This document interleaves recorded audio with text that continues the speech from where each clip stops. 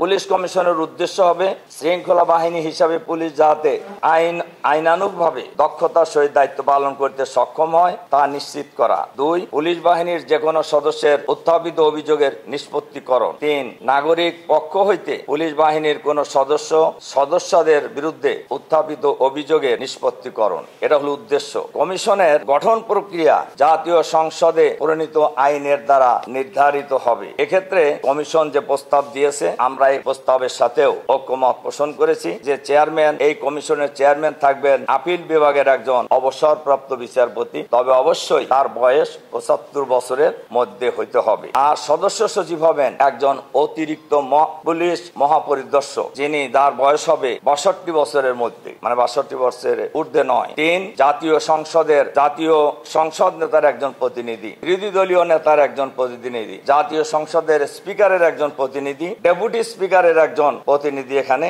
থাকবে। আর সচিব পদমর্যাদার নিচে নয় এমন একজন অবসরপ্রাপ্ত সরকারি কর্মকর্তা থাকবেন। জেলা জজ পদমর্যাদার নিচে নয় এরকম একজন অবসরপ্রাপ্ত বিচার বিভাগীয় কর্মকর্তাই কমিশনের সদস্য হবেন। একজন মানবাধিকার কর্মী দেশে অথবা বিদেশে নিবন্ধিত মানবাধিকার বিষয়ক সংস্থার ন্যূনতম 10 বছরের কাজের অভিজ্ঞতা সম্পন্ন হতে হবে। এই 9 জনকে নিয়ে পুলিশ কমিশন গঠিত হবে। এ ব্যাপারেও বলা যায় সকল রাজনৈতিক দলই আমরা ঐক্যমত পোষণ করেছি।